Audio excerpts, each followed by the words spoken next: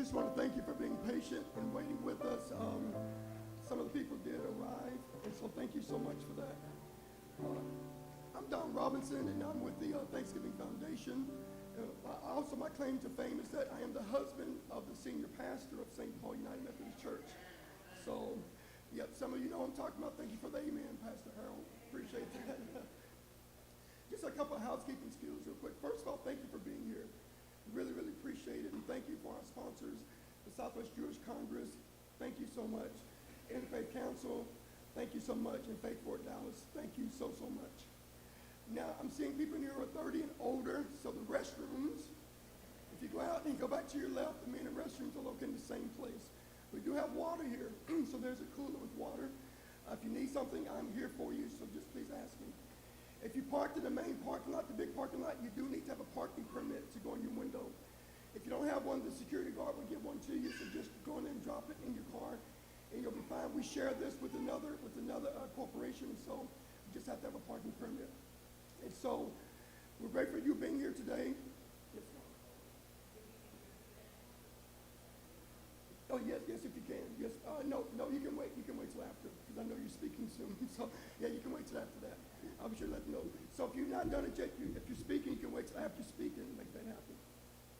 Well, I just want to thank you for being here with us. The pastor's going to talk a little bit more about the history of this church and being here today. And so some of you being here for the first time, thank you for being here with us. And just to know that we're celebrating our 151st anniversary this year. And when we talk about that, we're not talking, thank you very much. And Pastor Neil, we're not talking about someone who's moved 3 or 4 different times. We have been here for 151 years. So before any of these skyscrapers, all that was here, we were here. We were here, so we're grateful for that. So thank you for your time. Thank you for being here today. The first one's going to bring us greetings is Kyle Ogden, who's the CEO of Thanksgiving Foundation. So he's coming, and then he'll introduce those who come after him. Kyle Ogden.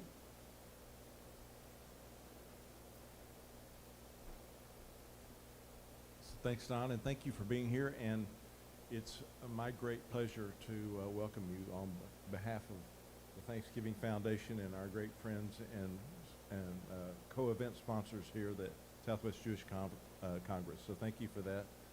Again, I am Kyle Ogden, President and CEO of the Thanksgiving Foundation.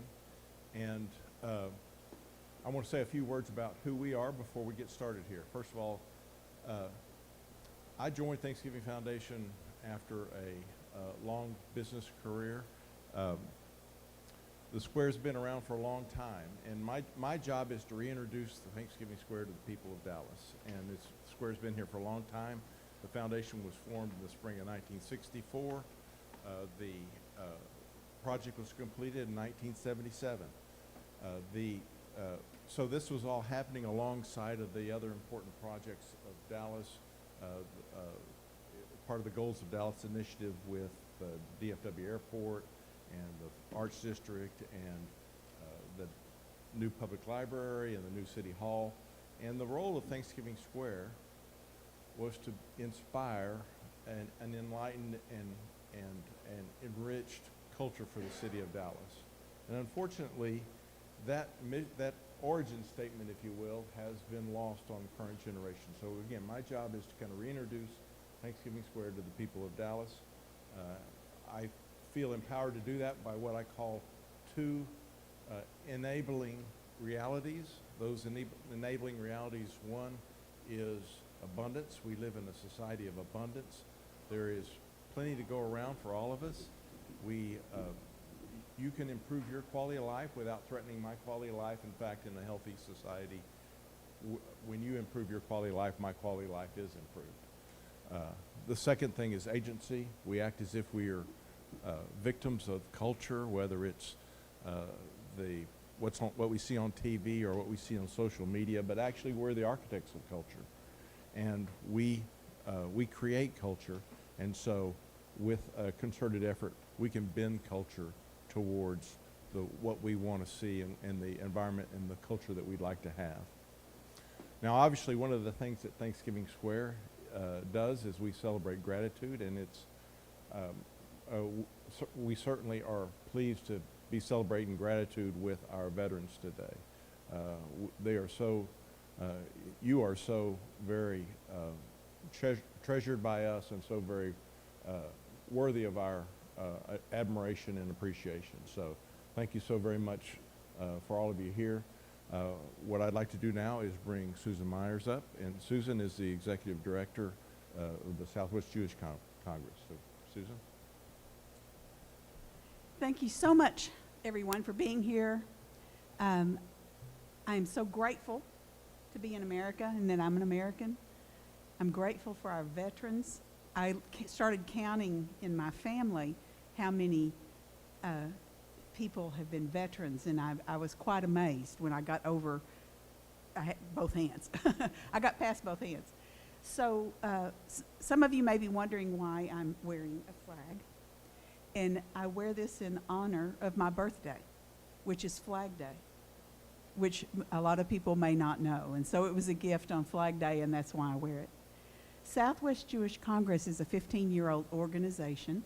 We're not part of a national organization. We're standalone. We get no funding from anyone. And our board decided that they wanted to be generous, not just take in money, but to give in money. So we started a program called Southwest Jewish Congress Building Bridges Grants Initiative. And so we've been able to give grants out to other nonprofits for them to use to fulfill their mission that they have. And we're a membership organization. We're open to everyone, so we have hawks and doves, conservatives and liberals. So we welcome you to find out more about us. At our website, our pins are out on the registration desk. We have hundreds. Please take them. And it has our website on it. Thank you very much for being here. Thank you for letting me be part of the day. Thank you, Susan. Now I'd like to ask Reverend Neil Thomas to come up. Neil is the convener of Faith Forward Dallas, as well as the senior pastor at Cathedral of Hope. Neil? Good morning. As I've already been introduced, I'm Reverend Dr. Neil Thomas. I'm the senior pastor at Cathedral of Hope and the convener of Faith Forward Dallas. And I have a funny accent, so hopefully you can understand me. It is a joy to be able to be with you this morning and to appreciate our veterans and all those who have served our country and continue to defend our Constitution. We're grateful that Faith Forward Dallas, part of Thanksgiving Square, founded to bring together clergy predominantly of multi-discipline and multi-faith institutions. So we have Muslims and Christians and Buddhists and Baha'i and Christian Scientists and Church of Jesus Christ of Latter-day Saints and so many different religions coming together for the common good of Dallas and to inform specifically our leaders in Dallas of the needs of the religious community. And so Faith Forward Dallas has been an organization for about the last 10 years, has been convened by several people. I just happen to be the convener right now.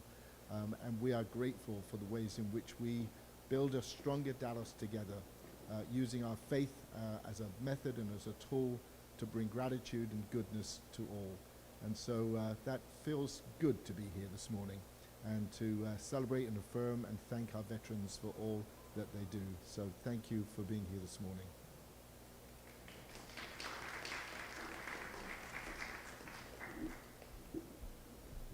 Thank you, Reverend Neil. Now I get to introduce our host.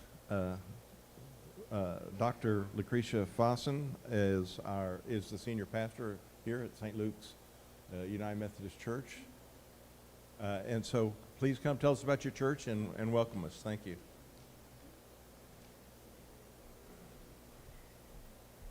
I heard the correction going on in the audience. I am Dr. Lucretia Faison. I'm a pastor here at St. Paul United Methodist Church. We call ourselves St. Paul Downtown, where we love all people, body and soul.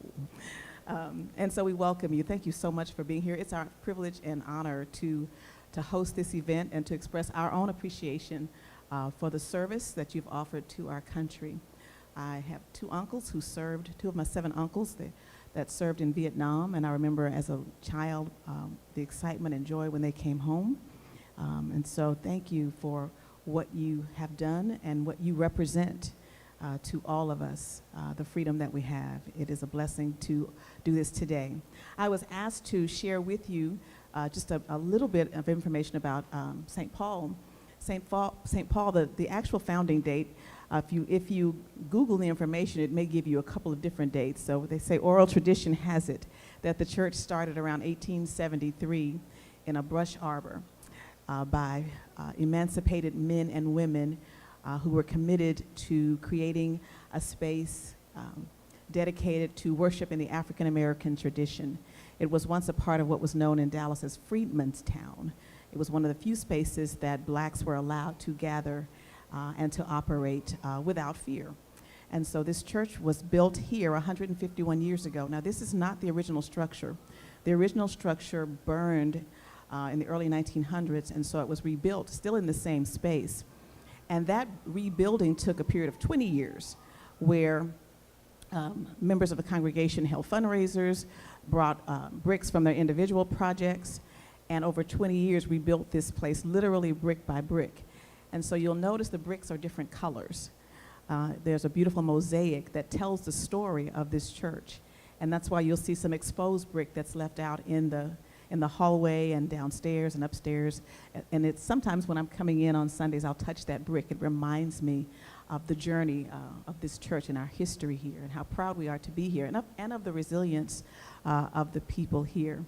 So we pray that you, as you walk on the wooden floors, you'll hear the floors creak, and we say that's history talking. So as you are here, you are entering into a conversation also with this sacred space. So we are grateful for all that God has done in our history, and we're so grateful that we get to host you here today.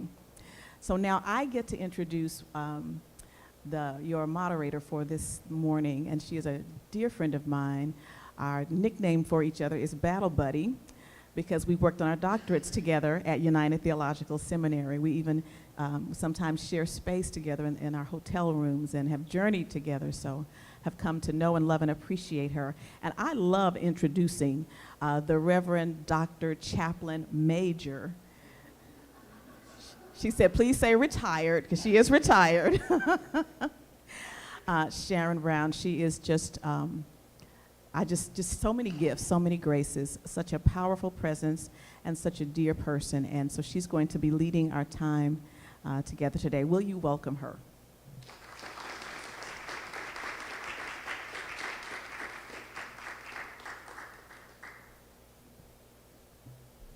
Good morning to every one of you.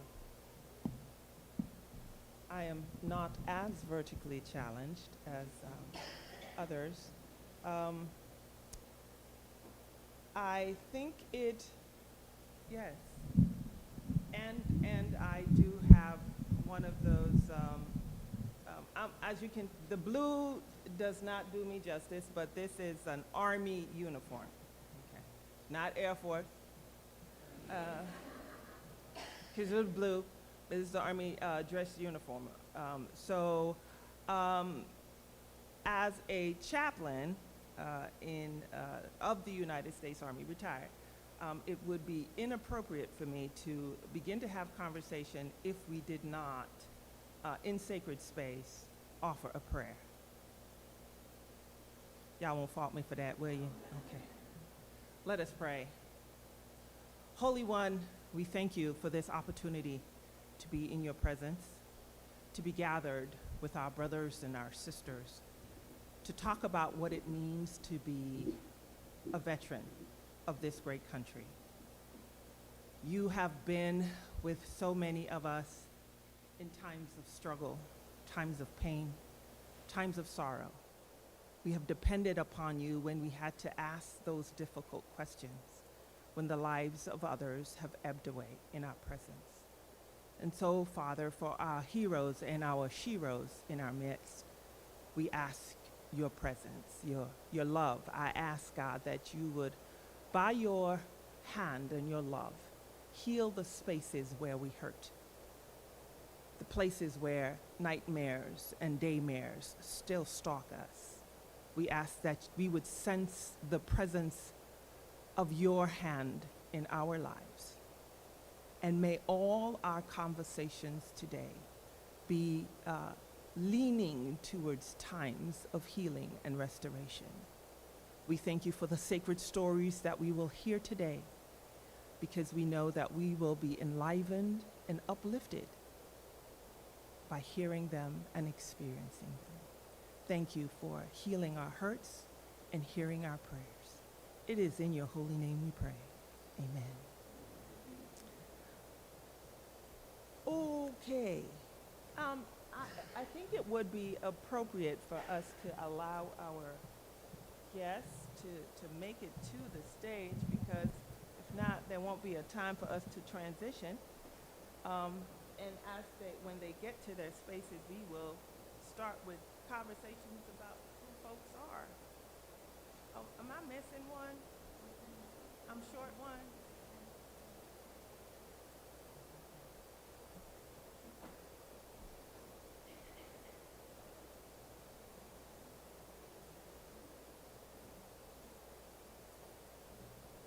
Is this going to be my mic? Okay.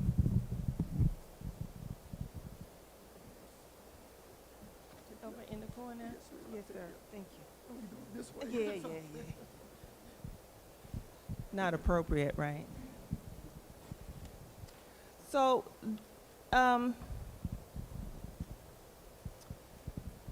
this morning we wanted to have kind of like a facilitated conversation to begin to talk about what it means to be a veteran, and to hear the stories of these great folk who have offered their lives in service to the country.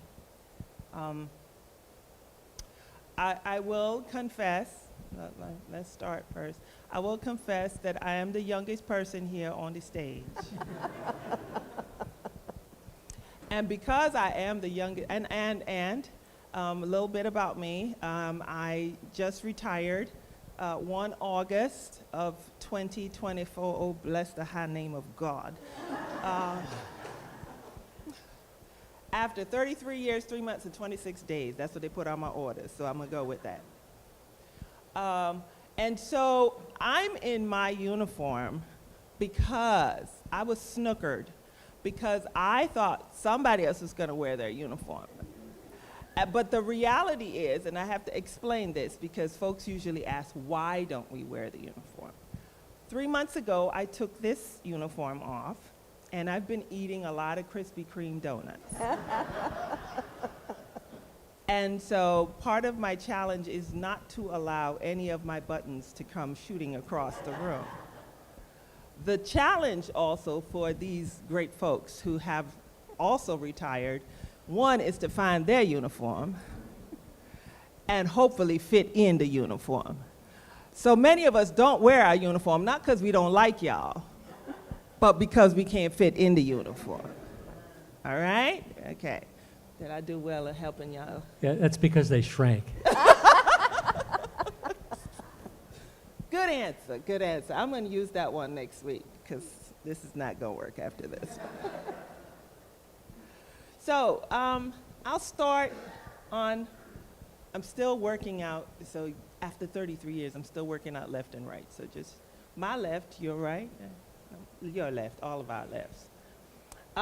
Lieutenant Colonel retired Virginia Ochoa has spent 23 years in the United States Army. Air Force. Okay, so I'm gonna get shot too. So I just want y'all to know, right? So sometimes I'll mix this up because I have to remind the Air Force that they really did come out the Army. But first team. Lieutenant Colonel retired Virginia Ochoa Morrison, 23 years as an Army Air Force nurse. Air Force nurse. And she will share about herself in a few minutes. Colonel. No. Navy captain, which is the same thing as a full colonel. Yes.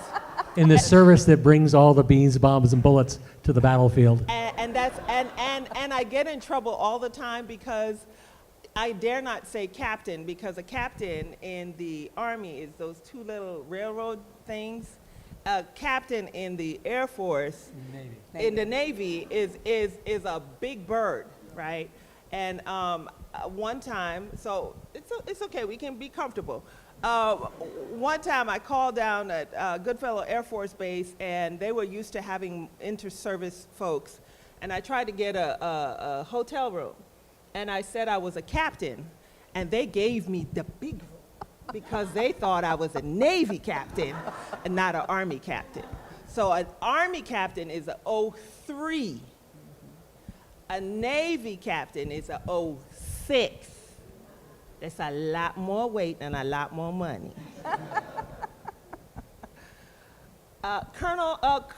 General retired, that's 4 stars. Okay, 4, not 1. General retired Bruce Carlson was the Air Force, now let me get this straight, because his title is like long forever. Air Force Material Command Commander. That's the position he retired from in 2009. His story is long and glorious, and he will share about his life and what it means to be a veteran. And last but not least is Staff Sergeant? Sergeant, don't shake your head like that.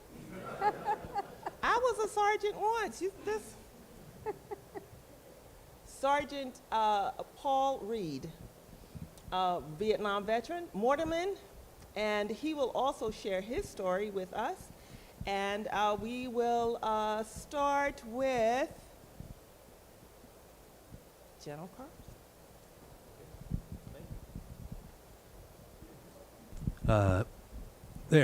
I'm not going to stand up unless you have a problem hearing me.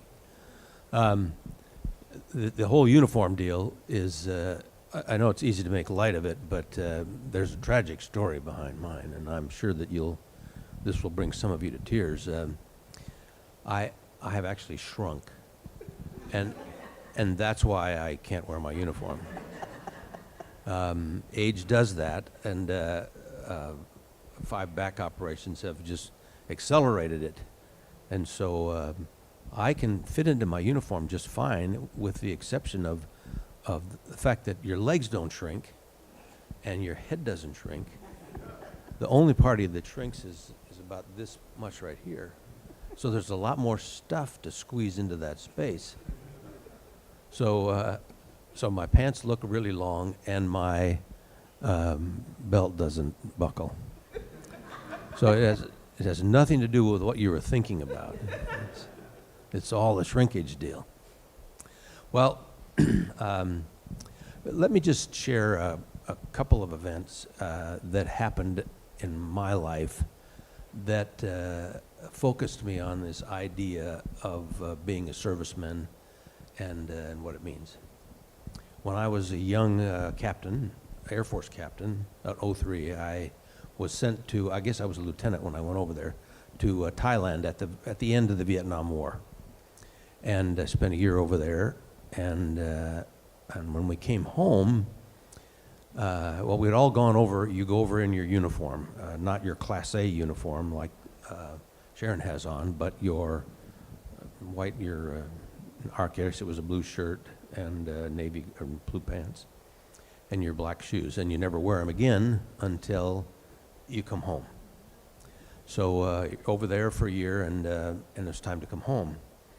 And we got together for the pre-brief for departure. This was the day before we left, and they said, we want you to wear your uniform, but you have to take your uniform off, depending on where you stop, either at Clark Air Force Base in the Philippines or in Hawaii at Hickam.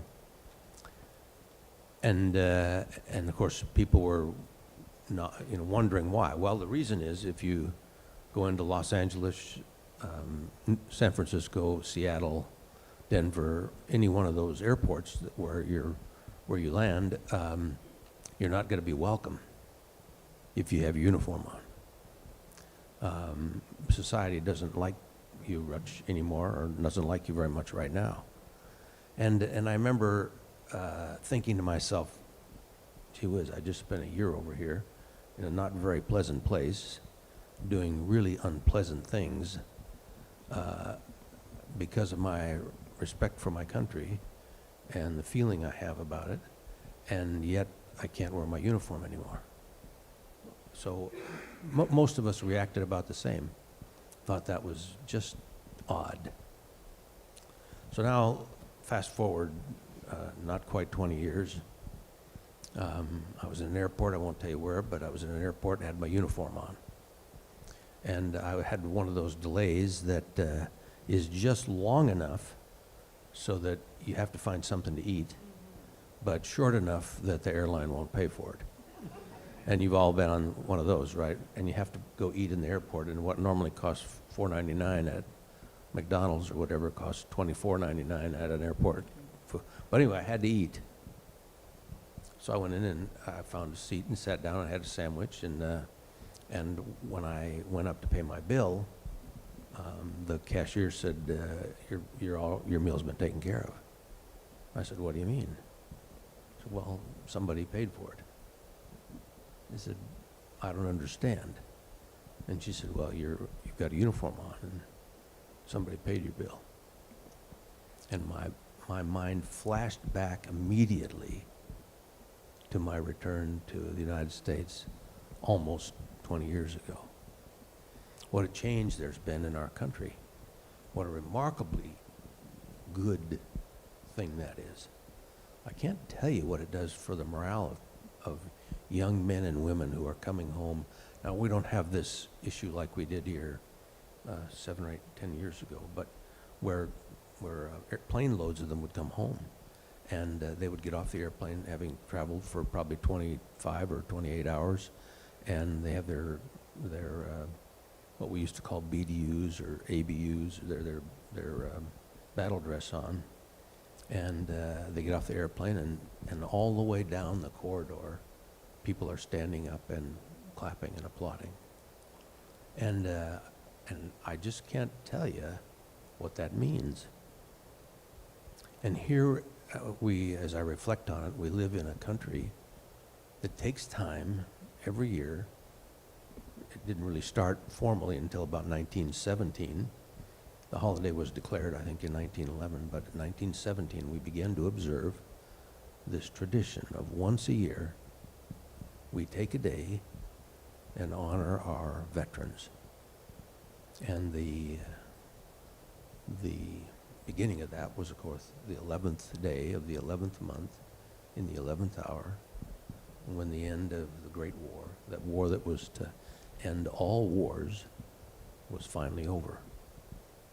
And we stop what we're doing and honor our veterans. I think that's a remarkable thing. Now, I wrote down a couple of things because I think they're interesting and important, and they are about or around some people that I knew. At one point in my career, I was the military assistant to the Deputy Secretary of Defense, and so I dealt every day with not with the Secretary of Defense, but with his military assistant and with the Chairman of the Joint Chiefs and whatnot. And at the time, the Chairman of the Joint Chiefs was a man named Colin Powell, and then he went on to become the Secretary of State and whatnot. He was a very, very dynamic guy, and he knew me by my first name, and usually had some terrible things to say about me every time I walked in the office, because I had a different color uniform than he did, but he always did it with a smile on his face, and I thought that was remarkable. But I want to read this to you because I think it's important about what it says about our country, in addition to the change that has been made here in the last 25 years about our acceptance of and our honor of veterans. Former General Colin Powell, and at the time the Secretary of State, made an interesting observation. And in fact, he had made this or a similar statement on at least 3 different opportunities. He was asked how he felt about representing a country commonly perceived as the great Satan of contemporary geopolitics. And this is just part of his reply. Far from being the great Satan, I would say that we are the great protector. We have sent men and women from the armed forces of the United States to other parts of the world throughout the past century to put down oppression. We defeated fascism, we defeated communism, we saved Europe in World War I and again in World War II. We were willing to do it and glad to do it. Then we went to Korea and went to Vietnam, all in the interests of preserving the rights of others. And when all those conflicts were over, what did we do? Did we stay and conquer? Did we say, okay, we defeated Germany, now Germany belongs to us? Did we after we defeated Japan, so Japan belongs to us? No. What did we do? We built them up. We gave them democratic systems, which they have embraced totally to their soul. And did we ask for any tribute or land? No. The only land we ever asked for was enough to bury our dead. That is the kind of nation we are. And so I think that talks about our true character as a nation. I know there's a lot of, especially since this latest political season that seems to have passed without a great deal of conflict. There was a lot of concern about the moral decay of our country. And I think that to a certain extent that's probably true. There has been a rise in some levels of crime in parts of our country, and I'm sure as many people cheat on their taxes now as they did 50 years ago. But I want to read just one more quote, and this is from a military spouse, Claudia Pemberton, and she's an author, and this is something she wrote. America without her soldiers would be like God without angels. There's nothing nobler than risking your life for your country. I have long believed that sacrifice is the pinnacle of patriotism.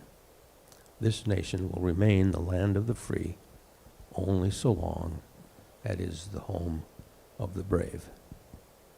And to paraphrase, that's the end of that quote.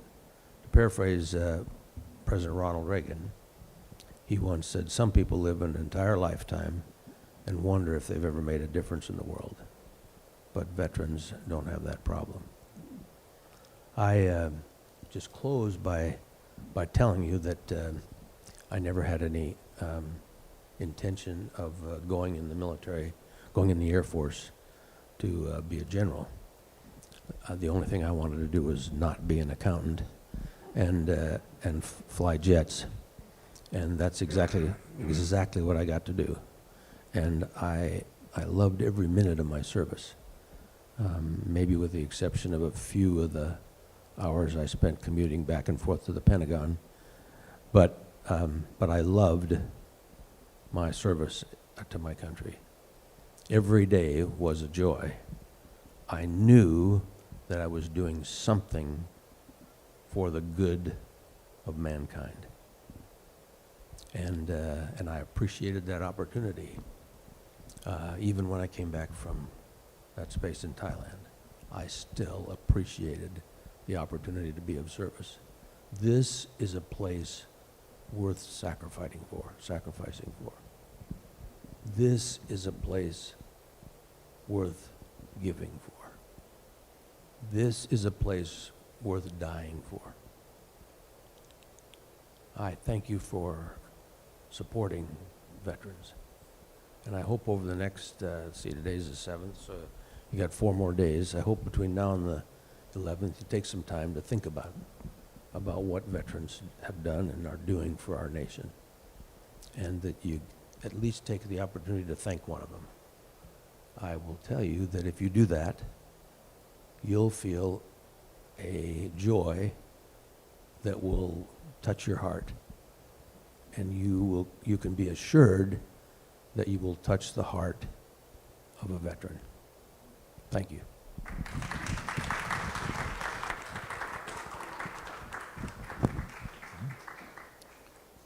We'll have some further questions. but can we hear from Captain Mark Liebman at this time? Yeah, so I'm a retired Navy captain, naval aviator. I flew helicopters, not by choice. I was voluntold. And I did 2 tours in Vietnam. I was part of tank wars in the 80s and also Desert Shield and Desert Storm. And as I was listening to the general speak, I was thinking back as, yes, I was spat on at least twice. I had the tires slashed on my car back when I could barely afford new tires. And also I was spat on in Penn Station while I was wearing a uniform in 1973 between my first and second tour in Vietnam. So I feel his pain and I feel the sorrow. And by the way, anytime I see or meet or talk to a Vietnam veteran, which I have the honor of sitting on the platform, I want to say welcome home to each one of you, because we were treated like feces when we came home. I want to also share another short vignette about happened 4 years ago, in Beverly Hills, California.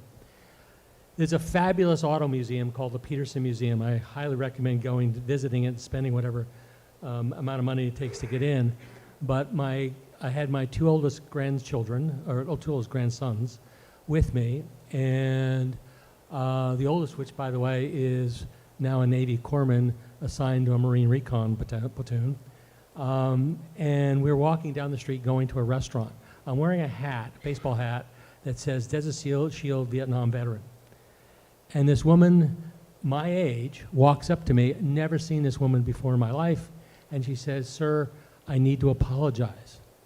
And I looked at her like, what the blank is this all about? My grandchildren are looking at me like, what's going on? I have no idea. And she said, "Sir," she said, "I was one of those people that threw eggs and rocks at you, protested the war in Vietnam, and I now realize that that was a terrible, terrible thing to do. And every time I see a Vietnam veteran, I apologize." I thought it was pretty interesting. So I want to share some things. One of the great things about being a helicopter pilot, I flew combat SAR, search and rescue, and special operations pretty much my entire flying career in the Navy. So I tell people I'm immortal because I survived 3,000 hours, more than that, flying Navy helicopters built by the lowest bid. And also in places that the new president used to refer to as feces holes. And some of those machines were not well designed. Anyway, but one of the things that the Navy and Marine Corps team do a lot is disaster relief. And you have no idea what it's like when you arrive in some place, and I've done it here in the United States as well as in foreign countries, but when you are the first ones on the scene, you're the first friendly face, you're generally carrying either medical people, nurses, doctors, corpsmen, you're carrying food, water, generators, fuel, whatever it is, and you land in this helicopter in this field, parking lot, rooftop, whatever the heck it is, and the people come out and the facial expressions are priceless. They are indelibly imprinted on my brain because the joy of seeing somebody from the United States bringing help is just unbelievable. You can't see it. And the guys in the back, guys, men and women now, in the back, who are the corpsmen, whatever, they leap out of the helicopter and away they go. And they do their thing. And we're typically, like I said, the first thing that gets there. I mean, and in typhoons, typically we come in literally the day after the typhoon eye passes, as soon as we get close enough, and we start. And we don't leave until the airports are open and the ports are open, so that other people can bring relief in. There is nothing in this world like it. And I made combat rescues, I've done other kinds of things, but the humanitarian efforts that this country does willingly, and we don't ask anybody to pay the bill, is incredible. In fact, we empty out the stores of the ships to provide people because we know we can get more. They're lucky if they're getting 2 or 3 meals a day. I see the medicine cabinet, but the medicine the stores, for the medicines, for the doctors and nurses and corpsmen. I mean, literally, if you get sick the day out, 2 or 3 days into one of these operations, good luck. Because most of what we have on board the ship is already gone ashore or embarked to go ashore. So of the things that I did in my 26 years in the Canoe Club, which is the Navy, of the things that I've done, that is some of the things that I'm most proud of. I've also had some terrible days. I've watched men get captured, and I couldn't do anything about it. And then even worse, 6 years later, 5 years later, they didn't come home. So serving the United States government or the country, and I'm a service brat. My father was a career Air Force officer, and I joined the Navy because the Navy would guarantee me flight training. The Air Force wouldn't. They basically told me, well, you get commissioned and we'll decide what you want to do. And it could be if you want to fly, I might stick you in the back. And my dad, who was an Air Force pilot, World War II, Korea, and also turned out Vietnam veteran, said, don't sit in the back. Anyway, the opportunity to serve was compelling. It was something I wanted to do since I was a little boy. I have a son who is I just presided over his retirement in January, so if you want something that makes you feel really old, sitting there looking at your son at his retirement ceremony, and he's served 24 years in the Navy, you go, but anyway, it's a calling. It's not for everybody, but it gives you the sense of satisfaction that you cannot get in any other profession, period, full stop.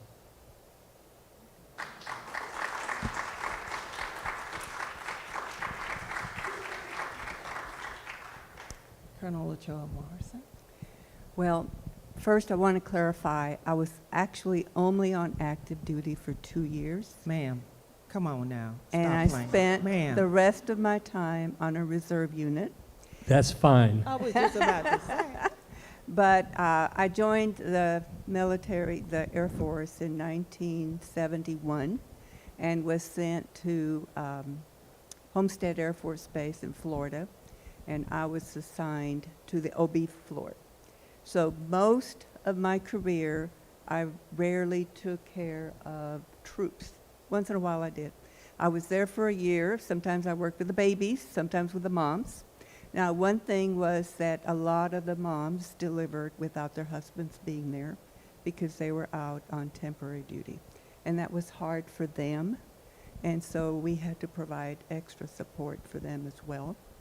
A year later, I was transferred to McConnell Air Force Base, where again, I was assigned to OB and worked with the moms and worked with the babies. And later, I was transferred to a surgical floor. And there I took care of a lot of very young enlisted personnel who often needed extra instructions on how to take care of themselves so they wouldn't extend their wounds, etc. Also took care of some of the wives who came in for surgery and some of active duty personnel who came in. And then I got out and went to Carswell Air Force Base and joined the 20th Medical Service Squadron. And our mission was to backfill or be there for Carswell. So on weekends and on summer tours, we didn't go out to Europe or anything like that. We went to and worked on the wards at Carswell Air Force Base. And when the Gulf War started, we were activated because most of the personnel from Carswell went off to Germany.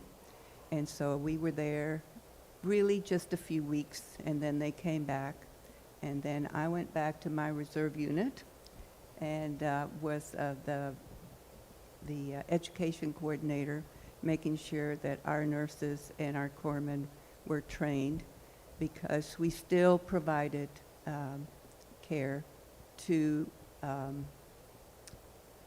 the hospitals where we would go in the summer, which mainly was Carswell. One time, I went all the way to England Air Force Base in Louisiana. So we staffed the hospital there for 2 weeks.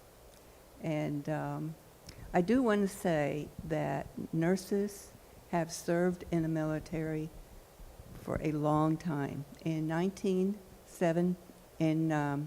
World War I, when it started, a lot of nurses volunteered because they wanted to take care of their brothers, their cousins, and other men who served in the military. They wanted to take care of them. And the same thing happened in World War II. However, the powers that be would not commission them. So they were not commissioned until 1947. But currently, there are a lot of nurses who serve on active duty as well as reserve, but on active duty. And just to let you know, and I know you know this, I'm sure you do, in every conflict, there have been nurses. And in World War I and World War II, some of them were in, they were in areas where the war was just a few miles away. So they had to go through a lot of experiences that they probably didn't want to. Also, during the Vietnam era, about 7,000 nurses served in Vietnam, and most of them were in the Army. They took care of wounds that were terrific, and they saw a lot of things they had a lot of experiences that really were troubling to them after they came back. And this is probably not something a lot of people know, but a lot of them have written books about it, about their experiences. And so it was traumatizing for them. But I just want to say that I enjoyed my time in the military, otherwise I wouldn't have stayed for so long. I met a lot of very nice people, and some of them I still communicate with today. And unfortunately, a lot of them have passed away as we're all getting older. I myself at 81, and the other day I fell, and fortunately I didn't hurt myself. So I'm going to need help going down the stairs, just to let you know. Thank you.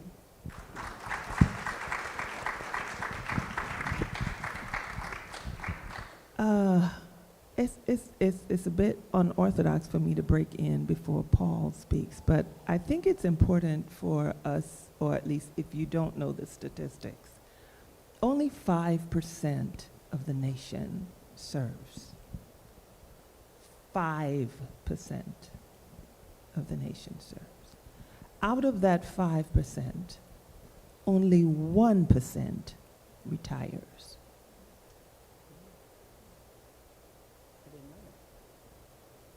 5% serve, and out of that 5%, only 1% makes it to at least over 20.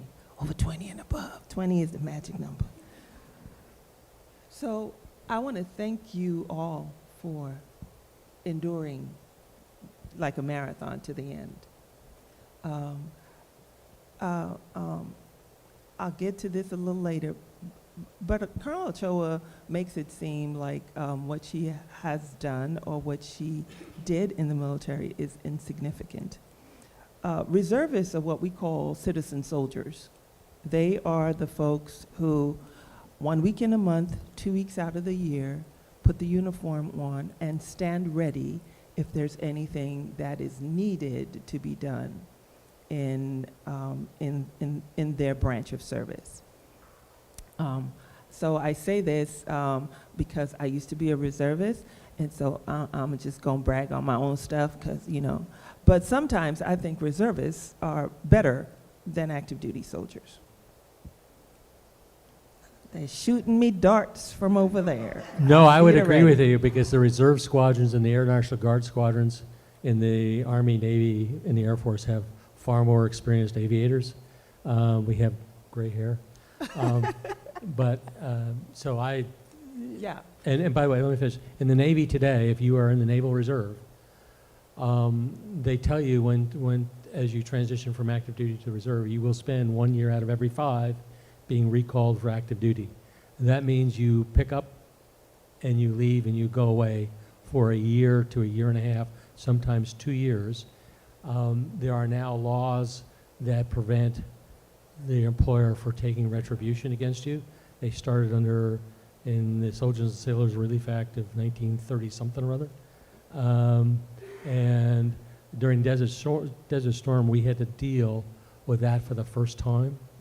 And we had businesses who never read the law.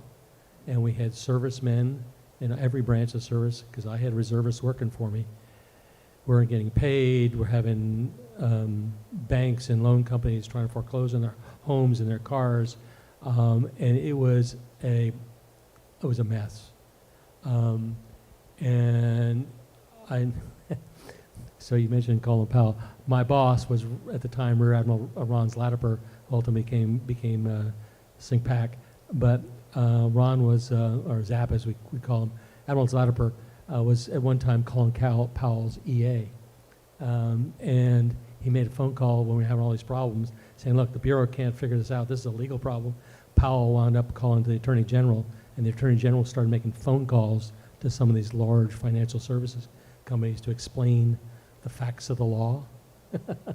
I mean, literally, it got that bad. So my hat's off to every reservist, because when you put on a uniform, you have your honorable discharge. Who cares whether you're active duty, guard, or reserve? Doesn't matter. You sacrificed for this country, and when you go on active duty, and I was luckily home for the birth of both my children, barely. I know too many guys who weren't there, and you just miss too many things. It's when you get on a boat and you go sail over the horizon for 6 months, you're gone. Back in the old days, we used to send letters. Remember those things? Write by hand or a typewriter. Or we got new technology in Vietnam. We sent cassettes, and I would number them, and my wife would number them. This is after I got married, and we would send them back and forth so I could listen to them in sequence. So because if not, things got screwed up. And then during Desert Storm, we had new technology called cell phones. And Ranger, which is the ship I was on, got within 5 miles of the Saudi coast. We had up on the superstructure, we had these little booths that we created out of insulation, and you literally could sign up for a time, walk up there. You had 15 minutes, 10 minutes to talk, 5 minutes to transition. You know, it's a guy get out of the booth, another guy come in, and you could dial home into the Saudi cell phone network. And so I literally talked to my wife and kids for the 8-9 months I was gone. Vietnam, different story. Helicopter. One of the wonderful things we had was this HF radio. Like you may not be able to talk to the ship that you can see 10 miles away, but you can talk to a Mars station in San Diego or in Guam or someplace else. And so I literally would be in orbit off the coast of North Vietnam, and we'd dial up the frequency for a Mars station, and I'd be talking to my wife on the HF radio, and as well as we'd have them dial all the crew members. We had 5 of us on board, and we would make phone calls. And one time, a beeper went off, which meant somebody objected, and so my co-pilot was sitting here and tells his wife, "Is Mary Jean?" He says, "I gotta go. Why? Gotta go make a rescue." Click, and we turned off the radio. And so poor Mary Jean is sitting there going, "What the blank is going on?" Because the wives were trained not to ask us where we were, what we were doing, but you can hear the helicopter noise in the background. Anyway, sorry, didn't mean to hijack things. Okay, let's move on to Paul Reed. Yes, sir. Well, if Paul stands, he's going to try to preach. So Wait a second. Now, if he preached, now, Paul, if you see me move, that means I'm doing what in the old school Pentecostal. You preach too long, the bishop will come pull your coattail. So if you see me moving, I might be coming to pull your coattail. Is that amen? Amen. Usually when I start speaking, I need to ask how long do I have? You got 5 minutes. Did y'all see this gentleman come talk to me?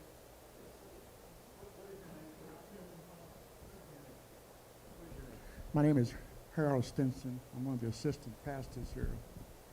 Back in the day when Paul was putting all of his energy into putting a book together about his experience in Vietnam, particularly with one of the Vietnamese there. I worked in the post office. Back then, he called me brother.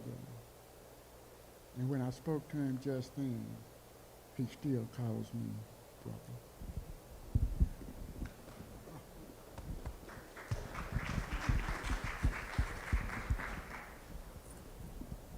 Well, thank you. That wasn't planned, by the way. That was a surprise. Anyway, just a little bit about me, because I've got now probably about 4 minutes. I'll give you back your 5. I'm from Dallas, born and raised here. At least that's what my parents told me. I remember in 1960, well before JFK was assassinated. In fact, I was downtown Dallas when that happened. I'm not going to tell you what I was doing down there, but I was in downtown Dallas, about a mile from the triple underpass. I was paying a traffic ticket. 16-year-old kid. But born and raised in Dallas, and I remember very distinctly JFK saying on television, ask not what your country can do for you, but ask what you can do for your country. So I took that in stride. In 1965, I started seeing Vietnam on television, and they showed scenes of fighting in the jungle. I don't know why that appealed to me, but it did.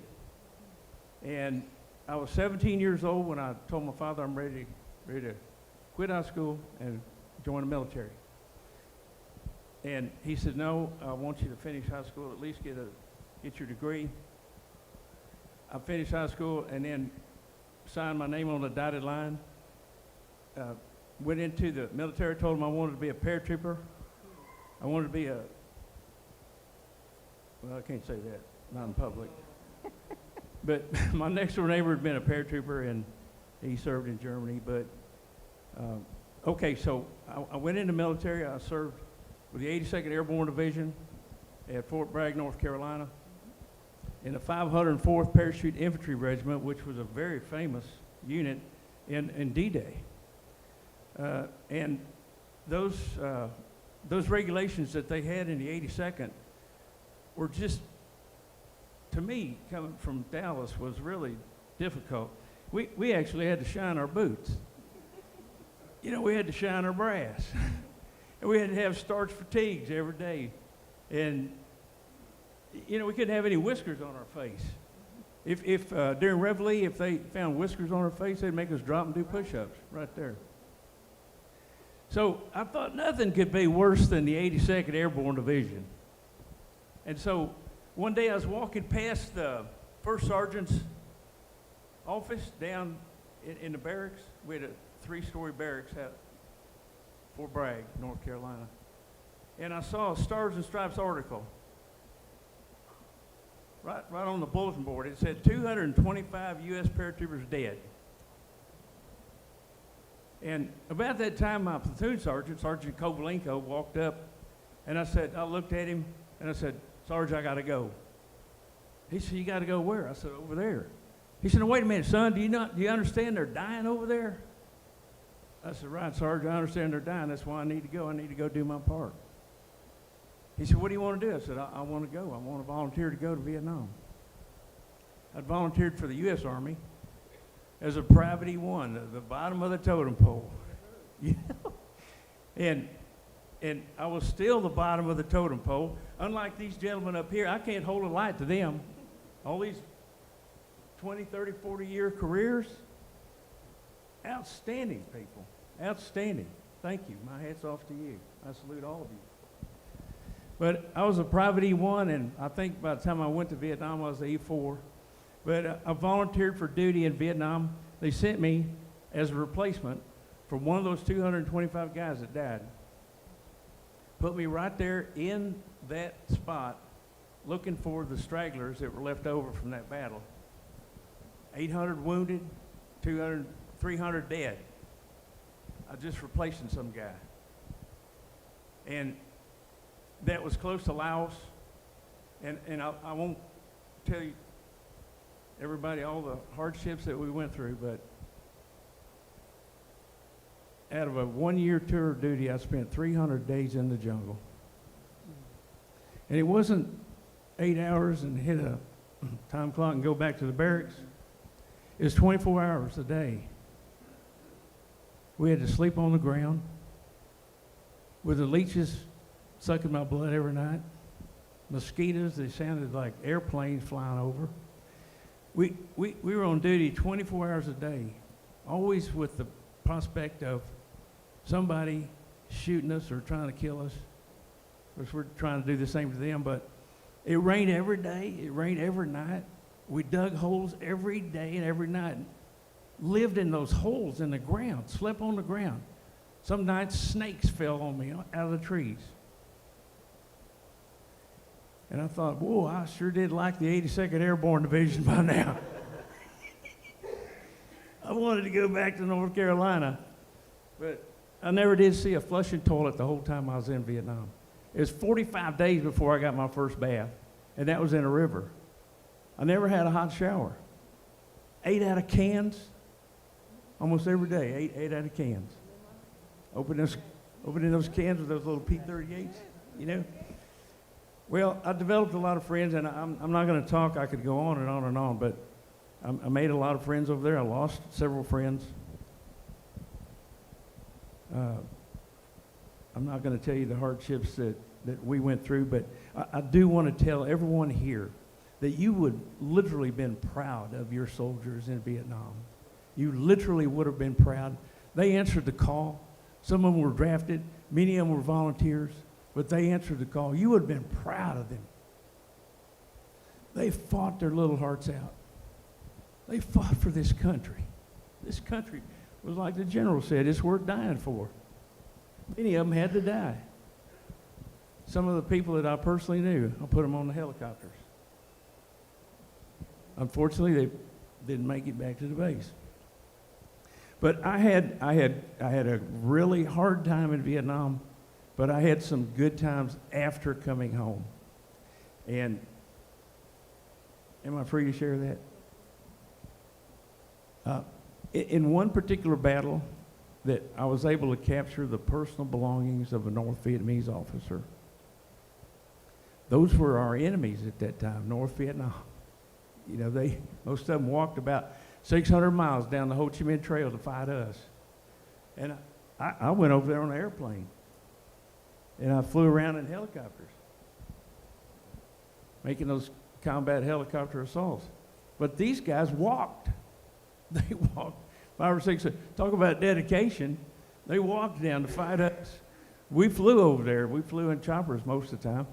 But during this one particular battle, I was able to get the personal belongings of a North Vietnamese officer. And I put them in a C ration box, handed them off to a door gunner the next morning. 10 days later, I got a letter from Mom, said, that box got to Dallas. What do we do with it? I said, just keep it, okay? So I got to talk home a couple of times on a Mars. Out of the whole year, I got to talk 2 times to my parents.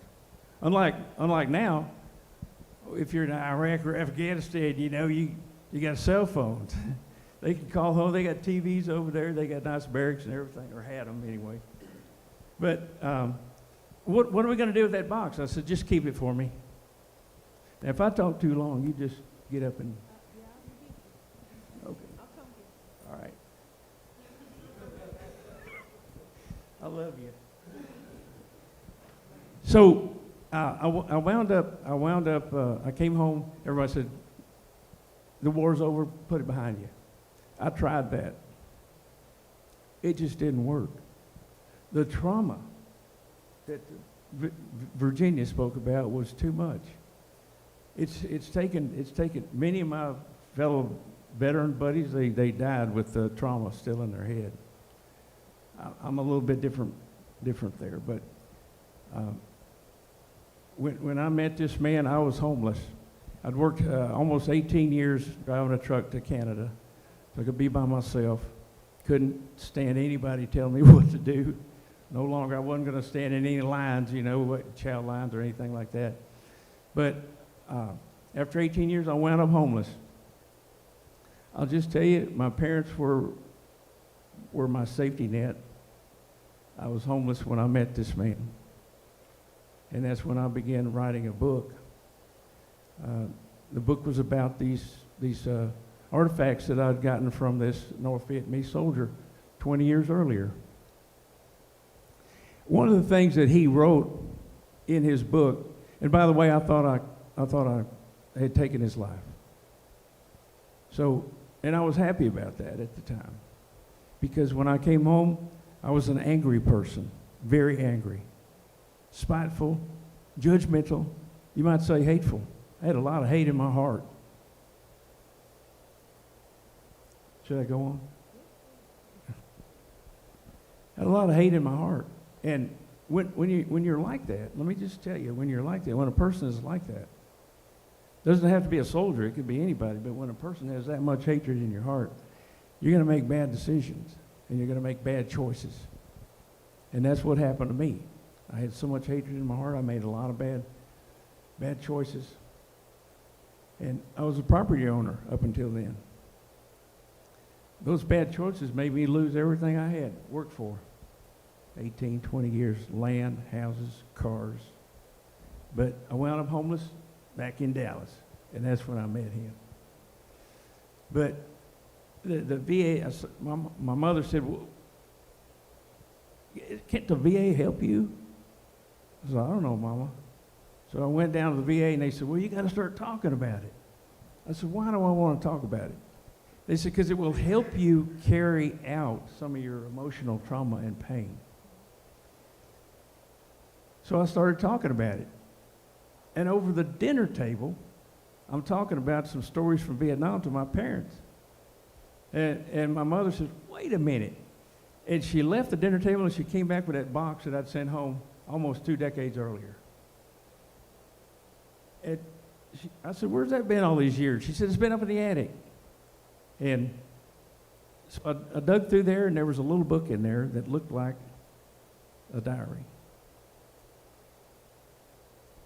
And I opened the pages that diary. I started flipping the pages, and it was all written in Vietnamese, but it was beautiful handwriting, beautiful ink, beautiful handwriting. She says, what does it say? I said, I don't know.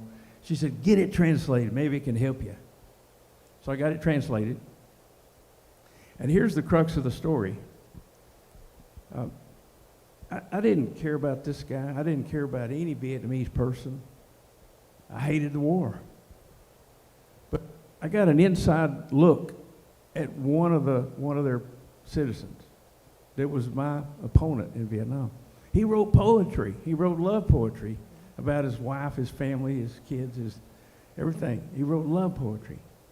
And when I read that poem that he wrote titled Love, it sounded like something that came out of the Bible.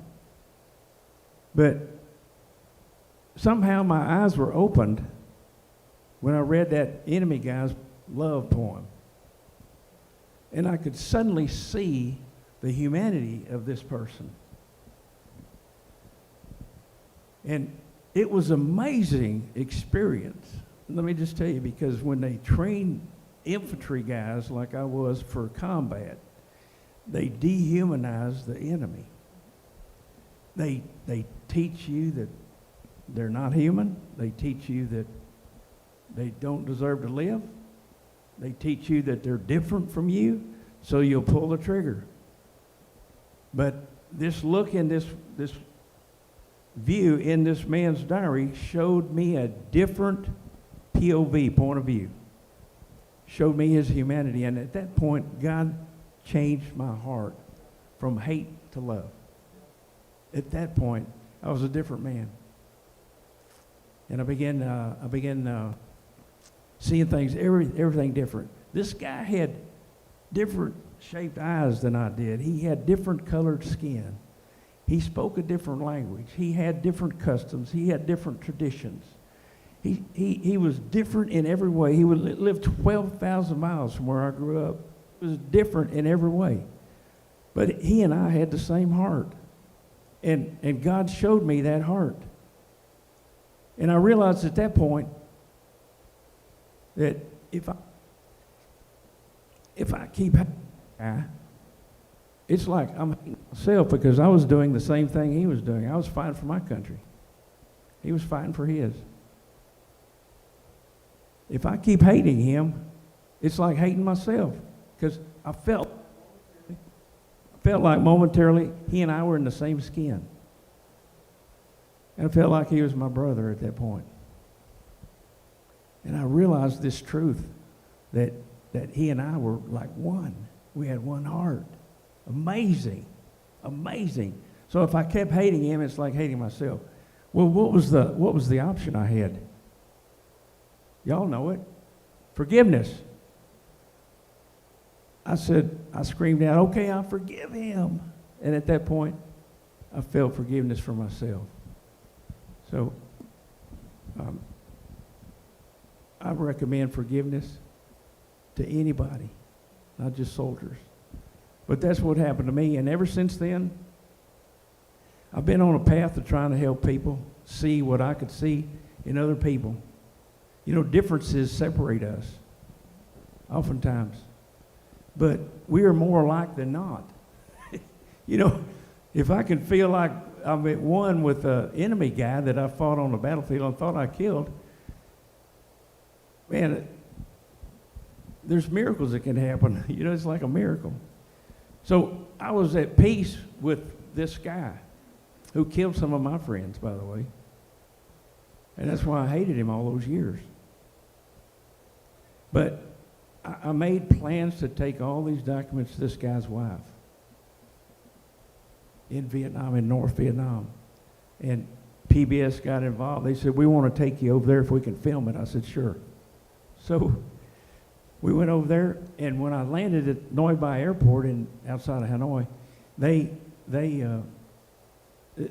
man that was translator, Luong Tan Ni was his name, he said, you know the guy you thought you killed? I said, yeah. He said, he's not dead, he's alive. I said, thank God the man's alive. And because I loved him at that point. I loved this man, and thank God he was alive.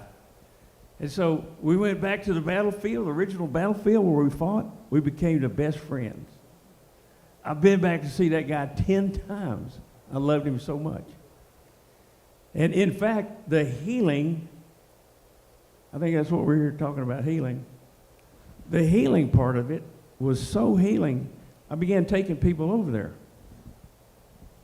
and watched them heal when we introduced them to some of their former enemies.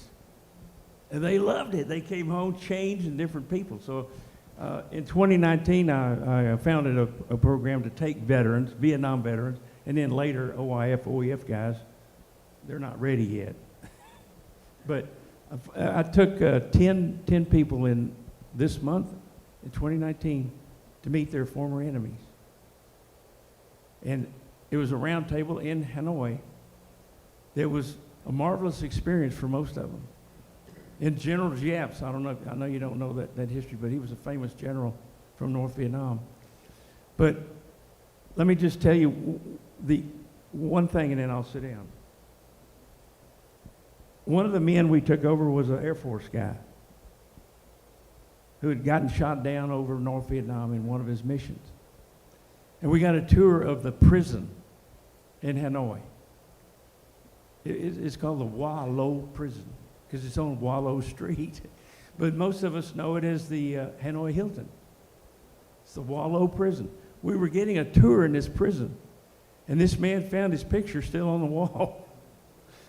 So they gave him the photograph. They gave him the photograph, we've got pictures of with him receiving that photograph from the North Vietnamese, his former captors, you know. And later we had dinner with all of these former enemy guys. We had dinner. The government in Hanoi had invited the man who shot him down in a MiG to this meeting. Unfortunately, he had already passed away. So they invited the man's wife, the Vietnamese man's wife. And she came and met the man that her husband had shot down in North Vietnam during the war. There was a lot of healing that went on. A lot of healing. Anyway, I'm going to sit down. I've had more than my share. Thank you very much for listening.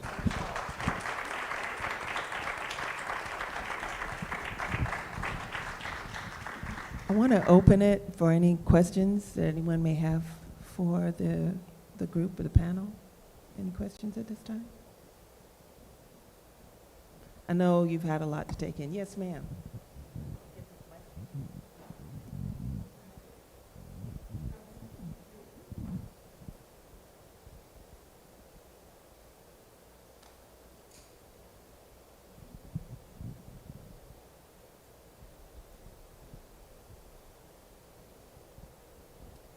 Hello, my name is Dorothy, and I'm first of all so grateful for all of you being here and generously sharing your stories, which I find extremely moving. The reason I stand today is I just finished reading a very popular book for my book club called The Women. I'm curious if you're familiar with it. It's all about an Army nurse who went to Vietnam and was in the jungle. And it's very realistic. It's highly researched. It's fiction, but it reads like a true story, and it may as well have been.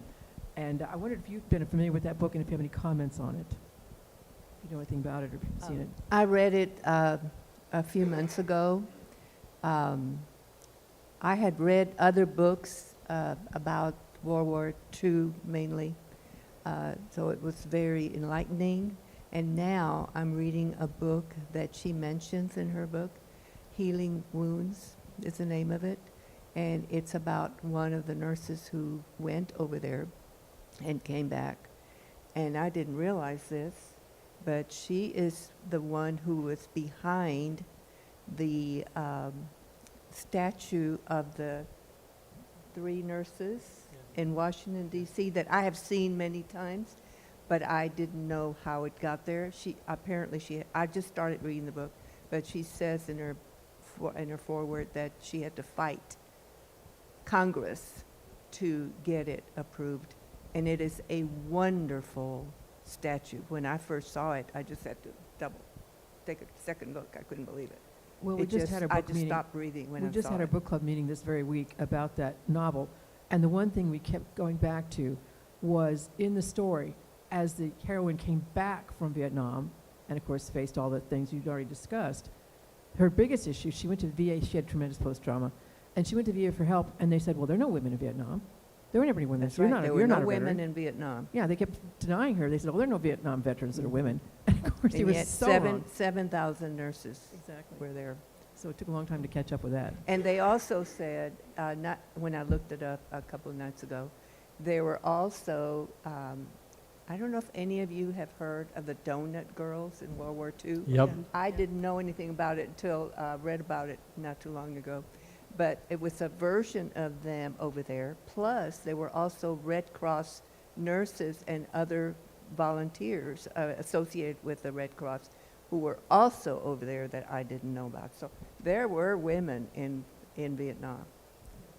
Yes. There are also the WASPs during World They're War II, WASPs. Yes. who were screwed by Congress in this country until 1972. Yes, for those of you who don't know, WASP is the Women's Army Service Pilots.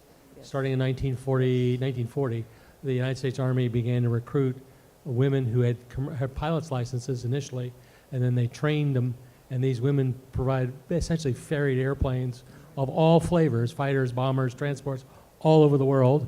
They were not allowed to go in combat because, God forbid, women should get shot at in those days. And there was ultimately about 25,000 of them that served in the United States Army. And then when the war ended, by the way, they had to pay for their own travel expenses. They got paid a salary, and they were provided uniforms, but that was it. 1945 happens, the war ends, their government says, fine, thank you very much, you're done. And they were never recognized officially as parts of the United States Army Air Forces. I started as the United States Army Air Corps, and then until 1970-something, when they were finally recognized and given VA benefits, they're now allowed to be buried in VA cemeteries. There's a wonderful museum out in Sweetwater, Texas, to these women, and then also the archive of all their documents is at the University of North Texas.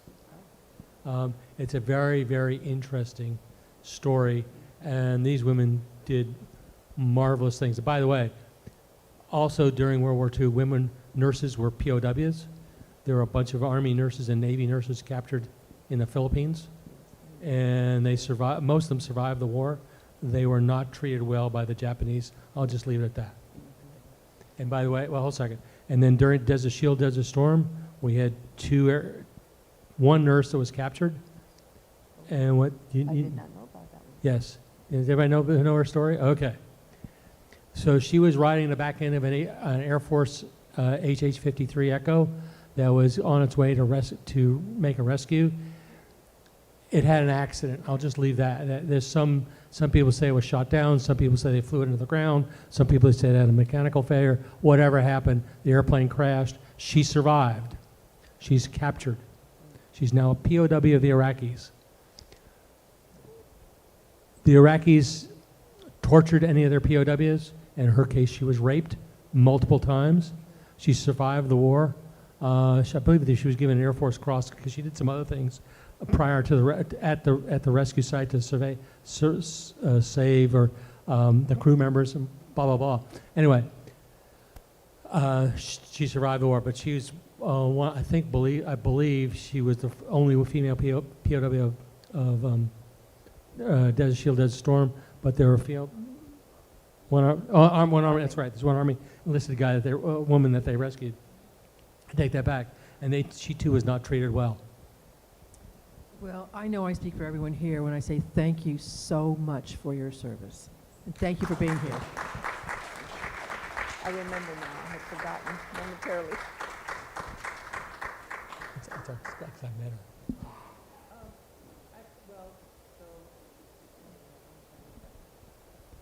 So you've heard about them, but you haven't heard about me, right? It's unfair.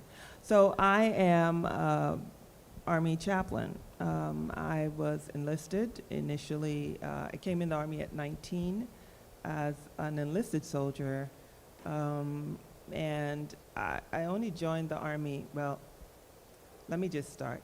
My name is Sharon Brown. I was born in England, raised in the West Indies. I'm not American. Okay.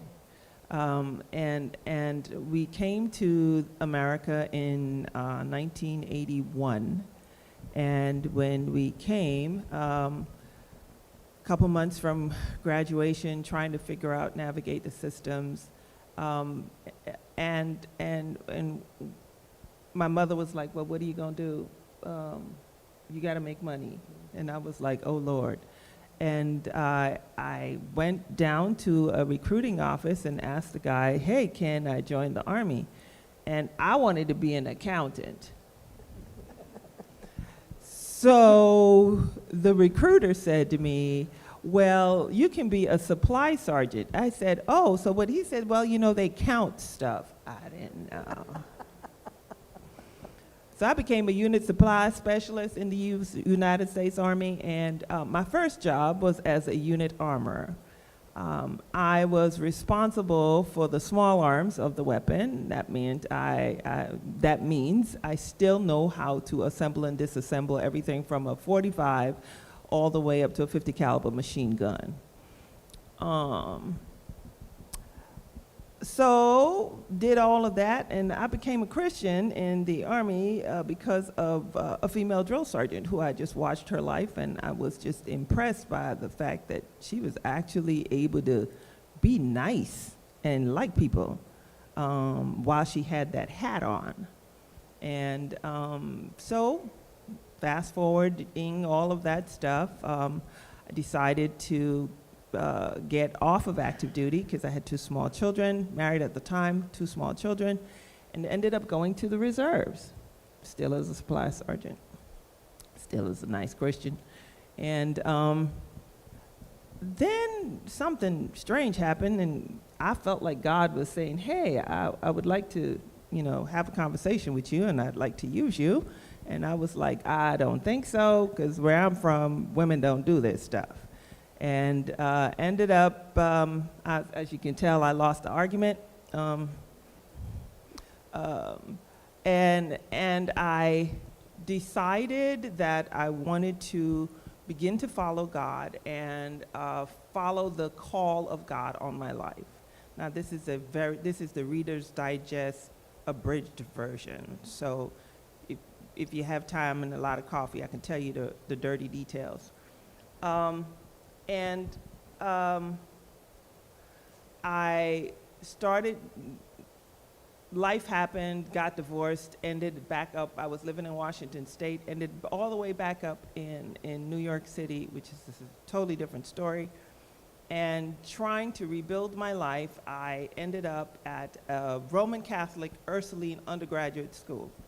That's why I told Paul the other day, I consider myself a theological and ecumenical mutt.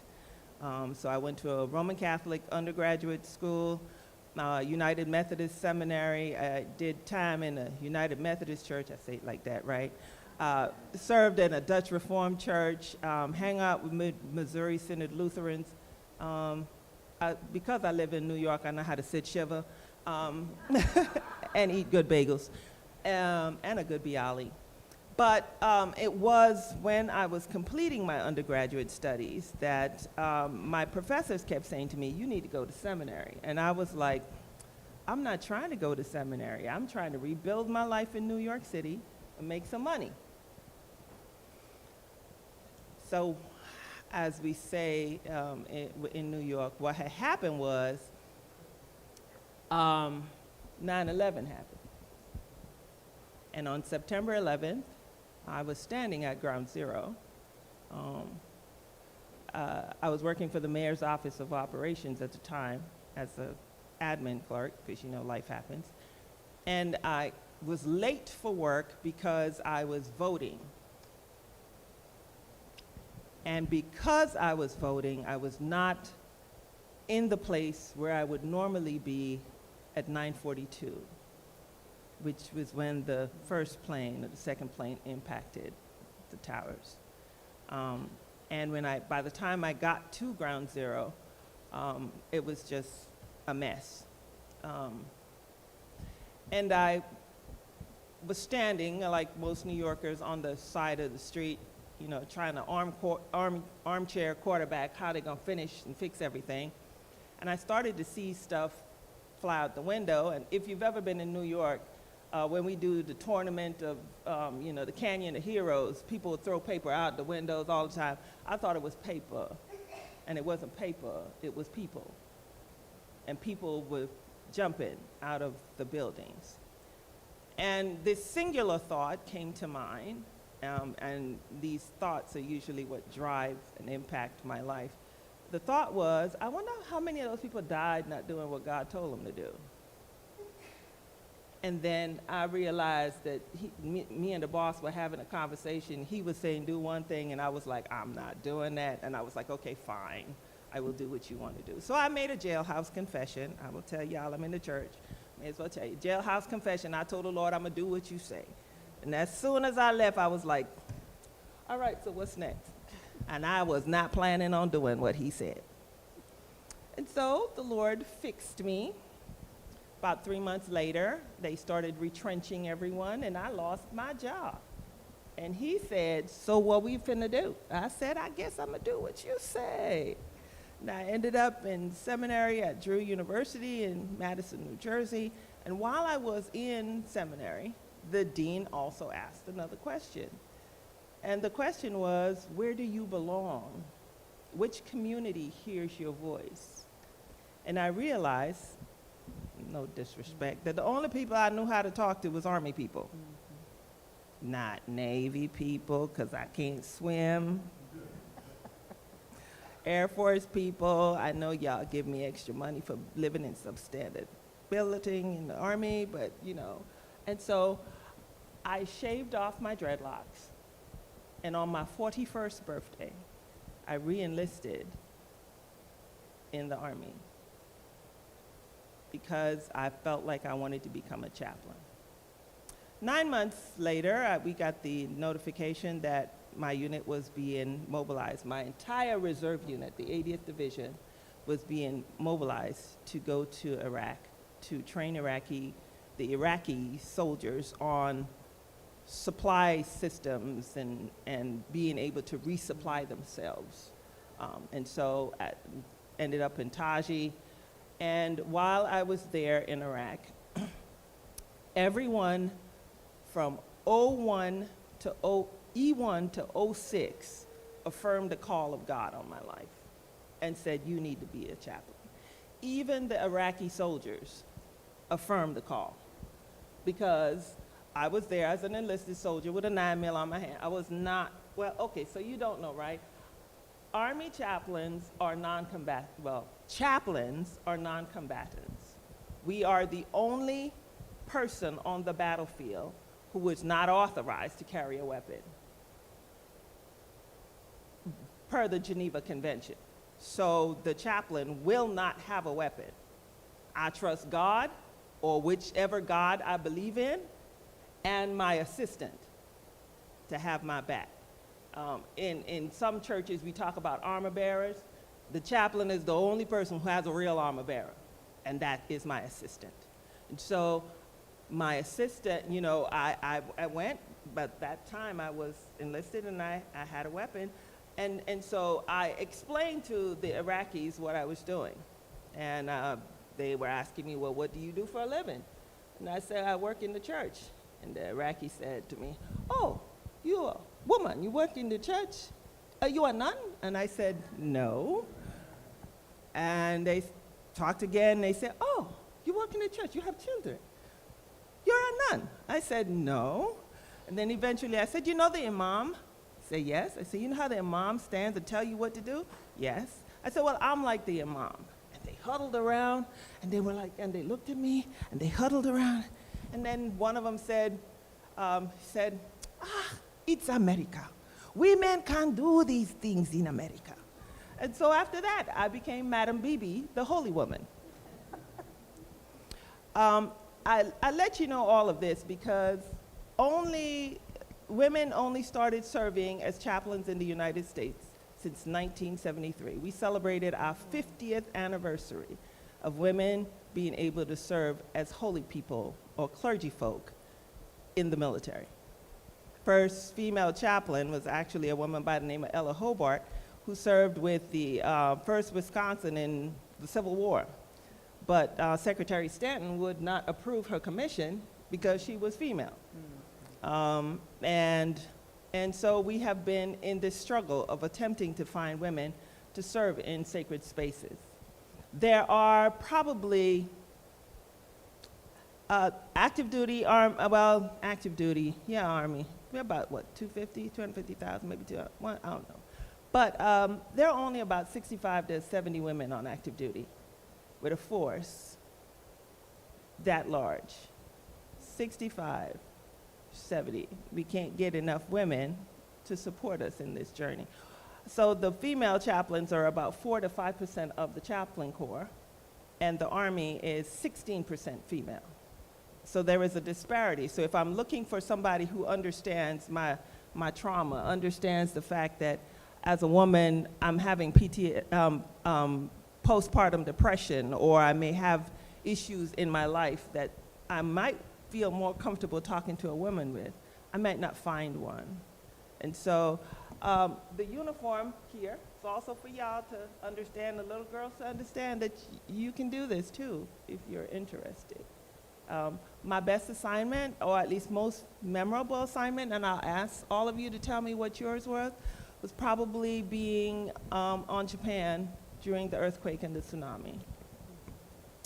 Being able to minister to folk, not only to the Japanese folk, but to our folk who were present, and families who had to be separated, active duty members who had to send their families away, not knowing what the radiation would do to them and if it would go beyond the 200 miles of Fukushima, and having to deal with the fact that we had lactating mothers and men not understanding that the mother was the food source for the child, but you send the child away. So how are we supposed to make that happen? So anyway, so I'll ask all of you, what was your most memorable assignment? Most memorable, ma'am. Well, it's hard for me to say that because I was only for a couple of years. But I enjoyed being in the reserves. I met a lot of very nice, accomplished individuals who had, most of them had served on active duty, and some of them had served for several years, but they came for one reason or another to serve there. I think that they probably have better answers.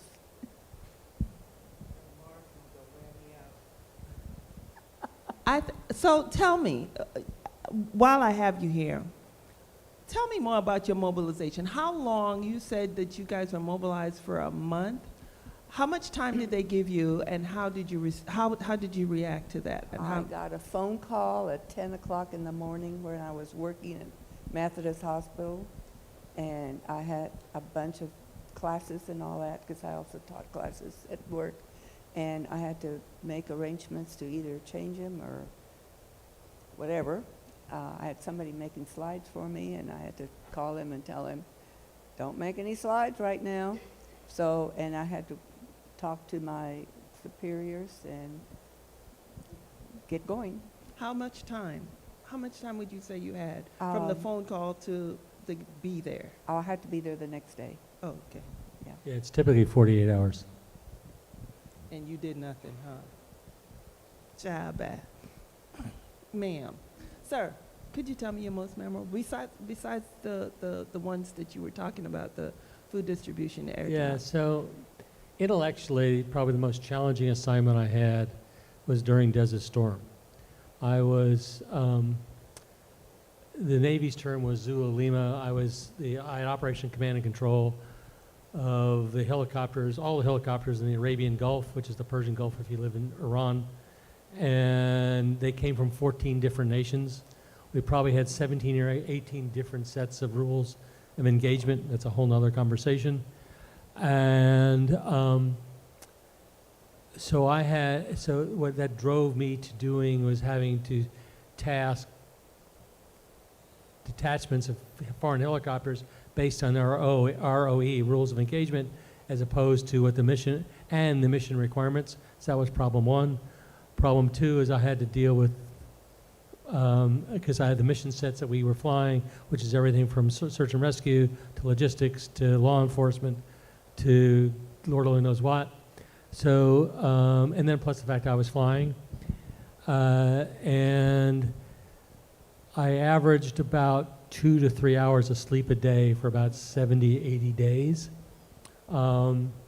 And it was, but from an intellectual perspective, it's probably the most interesting and gratifying exercise or assignment I ever had. And so I'll just leave it at that. Okay. Oh, hold a second. I want to say something about what Paul said about enlisted people. The enlisted people are the key to the success of the United States military. Yes. There There are 18 and 19 and 20-year-old men who maintain the helicopters that I flew. Should they turn a wrench wrong, leave a piece of equipment in the wrong place, not safety wire and nut, I wouldn't be here properly. I wouldn't be here. And then in the back of my helicopter, I had the bravest people in the world, young men, and now they're a woman towards the end of my career, who are rescue air crewmen. These are people in peacetime who will willingly leap out of a helicopter in the middle of the night. It's dark and stormy to go rescue a pilot or a survivor in the water. It's 10,000 or more feet deep, thousands of miles from land. There are creatures in the water who would look at him as a morsel on a tasty meal, and the hopes and the faith that I will find him again. And if you have any idea how dark it is at night at sea, I suggest you walk into your bedroom close the door, put towels along the crack in the bottom, turn out the light and wrap a towel around your head so you can't see. And now you have your idea of a well-lit night at sea where there's no moon. And these kids, because they're young, sometimes they might be as old as 25 or 30, would do this. And the enlisted people are the key to the success that I had as a naval officer, as a naval aviator. And that's all I want to say about them. General? Well, I know it's closing time here, but I never had a bad assignment. But I probably enjoyed and am most fond of my time as a wing commander at Holloman Air Force Base, where I had 3 stealth fighter squadrons, 1 F-4 training squadron, 1 T-38 training squadron, training Germans and Taiwanese pilots, and 1 special operations helicopter squadron. About 4,800 people that were totally dedicated to their missions and loved what they were doing. It was just a great opportunity. At Holloman, I was there from 95, 96, I guess. Thank you. Paul? I have to say my most memorable experience would be in the battle over a piece of real estate in southern Vietnam, where I came in contact with the enemy, but was able to capture during an operation that little diary. It was God sending me something to heal me and others before I even recognized the need for healing. And it was 2 decades later that I got to read the enemy's little diary and find out about, hey, they love too. So that was the most memorable. In fact, I wrote a couple of books about that. So that was my most memorable experience. Thank you for asking. Thank you. Well, we want to thank you all for being here and enduring with us. If I could share one last thing, kind of like closing on what Paul is saying. Always remember in our lives, if we utilize the biblical text as part of our formation, that Romans 8:28 reminds us that all things work together for the good. God never promised that the things would look good, feel good, taste good, or even kind of something like good, but it's going to work for the good. And so whatever you're going through in your life or in the lives of people you encounter, please be mindful. Not only do that, that the situation can work for good, but we can all be agents of change and agents for healing. Thank you all for the time, and we appreciate you. Thank you all for sharing your stories with us today.